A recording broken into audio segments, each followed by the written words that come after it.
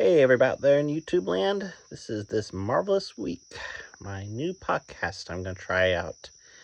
Let's see how it goes. I will hopefully be trying to do this every week, monthly at the least. Pretty much my desire to do this podcast is based on the fact that I am a Marvel nerd. And there's plenty of podcasts about Marvel products, different things Marvel is involved in, like specific games or the comic books themselves, the movies, etc.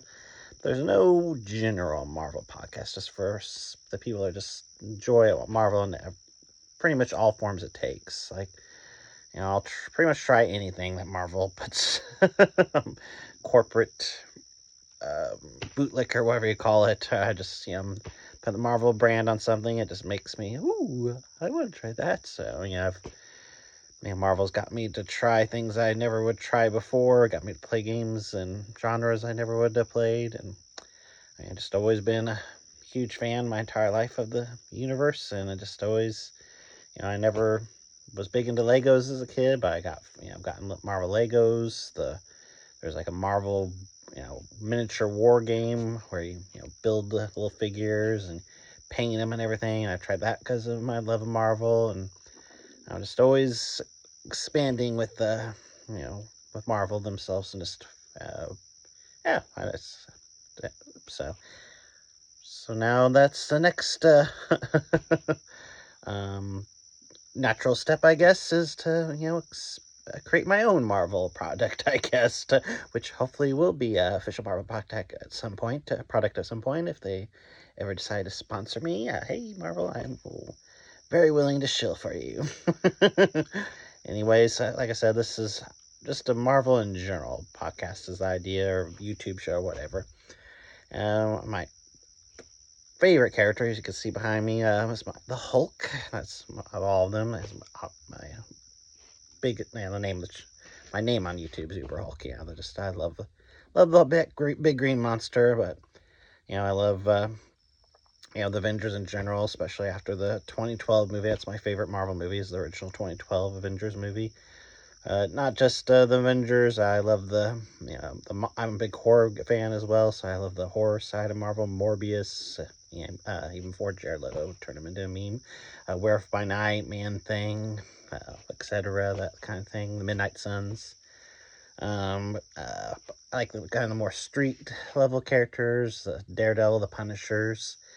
I'm not the biggest. I like X-Men, especially Deadpool. I love Deadpool. He's probably actually my second favorite Marvel character, just because I like the sense of humor the character has. But overall, I'm not the biggest X-Men fan, but I still enjoy them. But it's just not. I know a lot of people like the X-Men are their number one Marvel thing. It's not for me, but I still enjoy them, still like them. The cosmic side, I like the Guardians movies, but I never really got into any of the cosmic side characters that much. Guardians in the comic books, or the Shi'ar, the space stuff is just not my cup of tea, I guess. But anyways, so yeah, I just want to, after a little bit knowing me, I just kind of want to use this podcast to kind of just talk about all the general things that are happening with Marvel every week. I'd love to review every comic book that Marvel releases every week, but till I do get some kind of sponsorship or something, I will never be able to afford that. So I'll talk about what I get. Actually, this week I didn't get any new Marvel comics. Actually, from my local library, I checked out a couple comic books, graphic novels, but nothing I bought this week. So I don't know. I'll just go over all the basics. First off, I guess we'll start with movies. And right now, Marvel is killing it at the box office with the biggest opening weekend of all time for Spider-Man Brand New Day, which I'm very happy about personally, because my favorite character, Hulk, was, like most Hulk fans, I've been not a fan of the Professor Hulk persona that they've been using since Endgame. It just kind of more to joke, kind of took away the point of the character. And finally, he doesn't have a big role in Spider-Man Brand New Day, his Spider-Man movie after all, but Hulk is in it, and he's back to being full Savage Hulk. I hope that leads to more More appearances. I mean, I've long since given hope on a Mark Ruffalo Hulk movie, but bigger emphasis somewhere in someone else's movie, I guess, and hopefully, Hulk is dead, buried. To no more. The Professor Hulk's dead and buried, and just leave that in the past. No one. It was a funny joke. It was for Endgame for one film, but after that, it's like, okay, the Hulk. That's not the Hulk. That not having him as a savage monster kind of defeats the whole purpose. If he's just like any other hero that can completely control himself, he's just like any other hero. But anyways, my review of the movie, outside of the Hulk stuff I loved the Spider-Man. That's probably my story itself. It's probably my favorite Spider-Man movie. It's hard to say. So many different Spider-Mans. The Sam Raimi trilogy is so much nostalgia for that. From one of the first really huge Marvel movies, and just all that. The Spider-Verse movies are amazing animation and great stories. But definitely my favorite, the Tom Holland movies. But again, that could be biased because my favorite character, the Hulk, is in there, and he's definitely not in the other Spider-Man movies. And Punisher as well. Love Punisher, like I mentioned. He's another one of my favorites. But yes, just a great film overall. Just great action. You can really, really makes you feel like you're Spider-Man with the swinging and over the camera from his perspective by swinging everything. So it's, and then the great seeing all the villains, like seeing all the just little cameos of all the Tombstone other villains, Scorpion in his small part, and I guess I won't spoil. I know everyone. I won't spoil. I guess the villain reveal, but that was cool as well.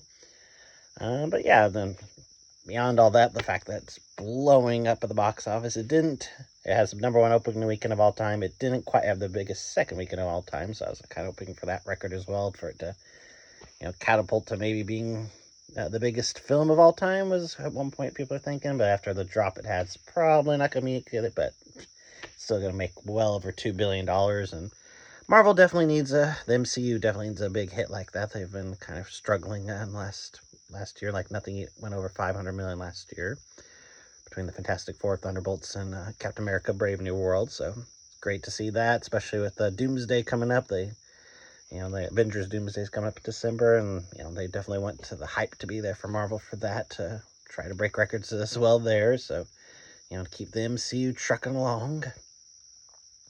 So yeah, that's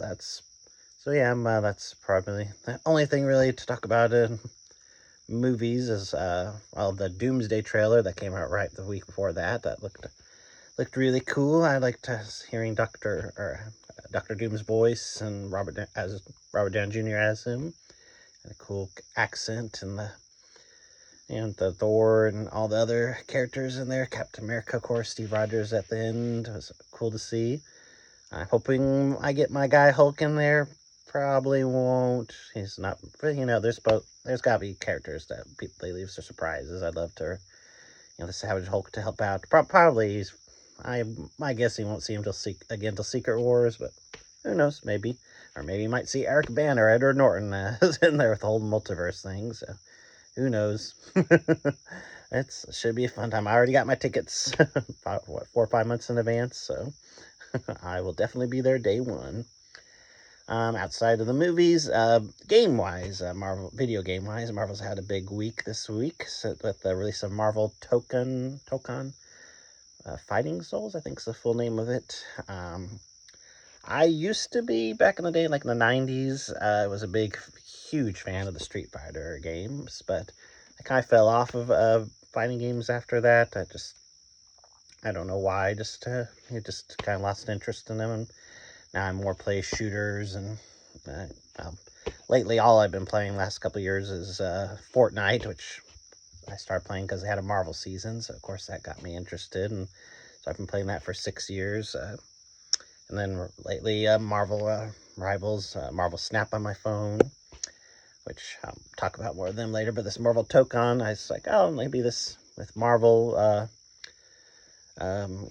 like I said, Marvel makes me want to try pretty much everything, and this has, then I had my two favorite Marvel characters, Hulk Hulk, Deadpool, Spider-Man's in it, Captain America, Iron Man, most original Avengers except for Thor, surprisingly. But it has Loki's in there, so got one as Guardians.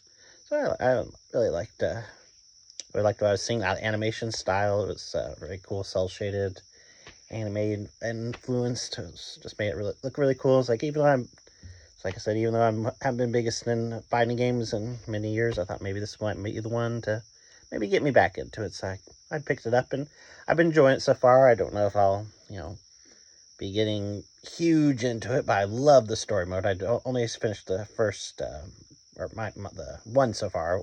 I chose the Ghost Rider story, the first, because I'm gonna leave Hulk's the Avengers story last.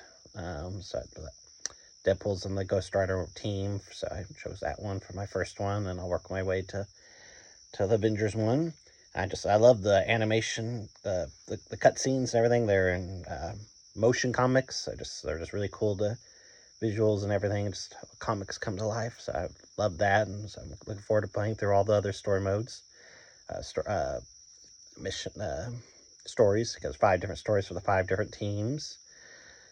So I think it takes about 2 hours each to finish them. So if I don't get big into the online, I don't know, maybe it wouldn't be worth the money I paid for it, $60. But I don't have fun with it either way, and I can't imagine I'll be good enough to really do much online. But I'll try it out eventually. I don't have PlayStation Plus at the moment, so I have to get that if I do. Try to get online and try to rank up. But yeah, if you like the 2D fighting games, I know, of course, you like Marvel if you're watching this, so I guess I'd give it a try. And otherwise, I mean, Marvel Rivals is still chucking along. They just started their new season this the day after Marvel Token come out, and so Marvel's always chugging along. And they added the Hood. The Hood is the newest character in the new season. Character I'm aware of, but I don't know much about. He's the villain in Ironheart, so a little bit more from that. I've seen him in the comics, but he just never seemed too cool to me. Just a guy can teleport and has 2 guns. Whatever. Maybe I haven't read the comic, or didn't do the best interpretation of him in the MCU, but yeah. And so I tried him out one game of Marvel Rivals over the weekend, and yeah, I don't know, he's a tank, and of course Hulk's a tank in the game, so I'm already always want to be the Hulk, and then pretty much as my backup tank, I've been doing Devil Dinosaur since he came out, because he's a dinosaur. And so I've been splitting almost always Hulk within then Devil Dinosaur. Then usually have to either be a tank or a healer in that game, because never wants to be those roles. But anyways, I don't see Hood taking over that spot anytime soon. He is voiced by a WWE wrestler. I'm forgetting his name off the top of my head, but that's cool. Damian Priest. That's cool that they got him, but I don't know. So I continue chugging along with that. That's why it came out December 2024. Yeah, December 2024, and played through every season so far. So that's these live service games like those can feel like a part-time job to keep up to date with, but it's just fun. I like working on the battle passes. Speaking of, Marvel Snap this week as well, this past week as well, had its new season. Which I love that game. I was looked for years for a mobile game that I can really play, but almost all the mobile games are just way too greedy, or they're with their monetization systems that just always bleeding and dry. Which, granted, Marvel Snap does have a lot of things to spend on as well, but I don't think too terrible. Like, I just get the season pass every month for $10 a month, and I play the game every day, so I feel that $10 is worth it. But yeah, even beyond that, most hard to find mobile games that don't feel like you would be better off playing them on a console with a controller. For me, maybe for younger people, you're more used to touchscreen gaming. That wouldn't be a big deal. But for me, nothing with precision controls. I want to play with a touchscreen only. And then there's just the But so a card game in general, it makes perfect sense for that. You don't need precision controls for a card game. But then card games like Magic or Hearthstone could take a half hour plus per game, so that doesn't make for a great mobile experience, because, you know. But Marvel Snap, with the whole idea is it's done in a snap. I think the longest the game ever lasts is maybe 5 minutes, so you can just, have, you play a lot of it on lunch breaks at work, or, get bored waiting on something, waiting for the 500 trailers to end at AMC or something, and just get a game in real quick. And then, of course, it has a battle pass as well with the season, so, work on that a little bit. So anyways, it's a new season started this week, which is a whole Western multiverse type thing for the Marvel multiverse. And so that's a cool idea. They've gone through almost all the biggest characters are at this point. The games have been going on for almost 4 years, so to have just the new multiverse versions of them is cooler. They got like Thanos as the main card, and so Thanos as instead of having the stones on a glove, it's like 6 a revolver, and those are putting the stones in instead of bullets in your revolver. So that's cool. And the game itself, I know the community was kind of worried that it might be dying, but they seem in the season they put a big video out, and that made it really seem like they were really doubling down and making so that this game that it's really important to them, and they want to keep on going on. They now are officially Marvel Snap is officially part of the Marvel multiverse. They have their own numbers. I don't remember the number, like the main one, 616. So I wouldn't think they'd be doing something like that if they weren't focused on trying to keep the game going on if the game was about to die soon. So I'm happy about that. Yeah, see, it's because video's been going on for about 17 minutes. Anything else I want to talk about? Got movies. The comic books. Like I said, I didn't buy any comic books this week. I did read, I forgot from the library, got a couple graphic novels.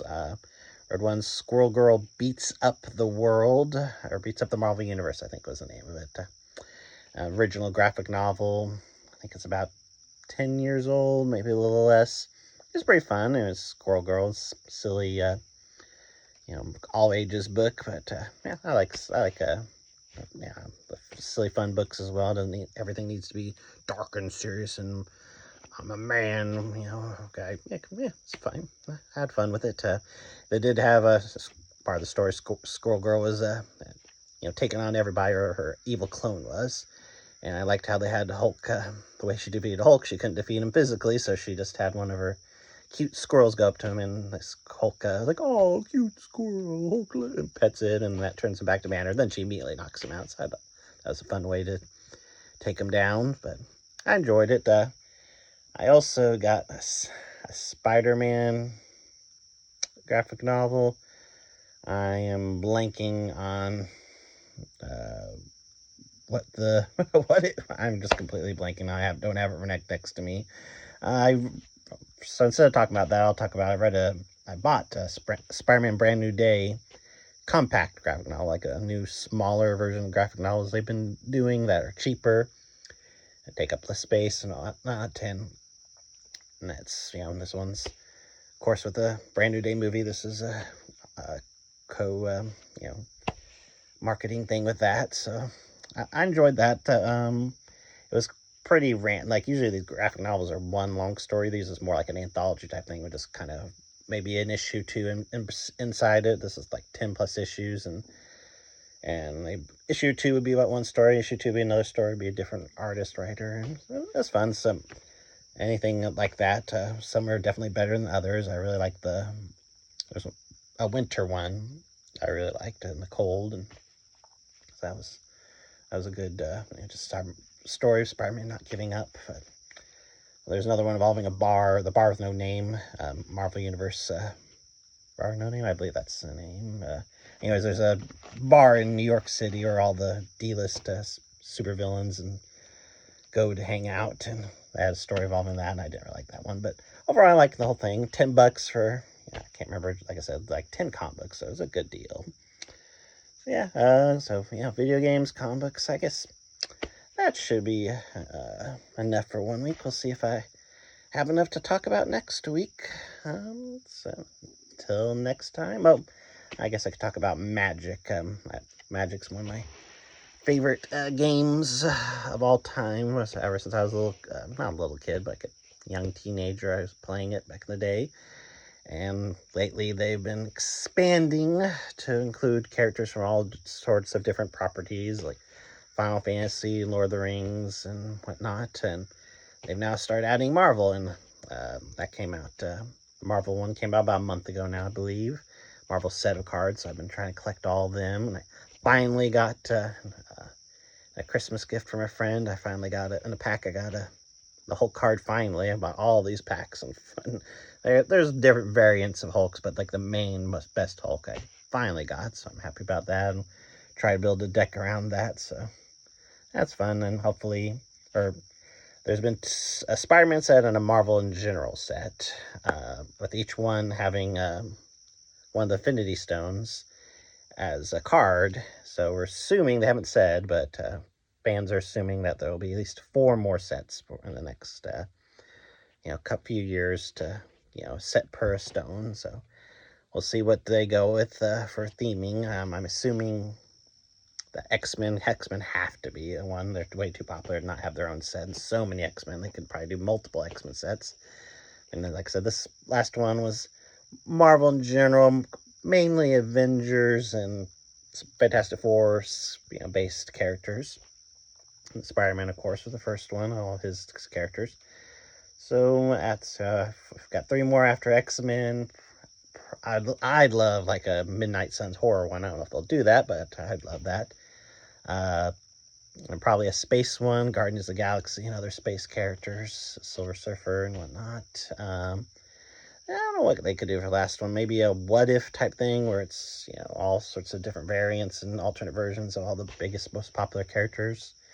Looks like even though Spider-Man has his entire set to himself, he had cards in this Marvel in general one, so they'll probably try to find some way to put Spider-Man in every one of the sets, because he is Marvel's most popular character, as the Brand New Day's box office records can attest to the matter. Okay, now I think I'm talked about everything Marvel lately I can think of, so until next time, same Marvel time, same Marvel channel. Alright, have a good day.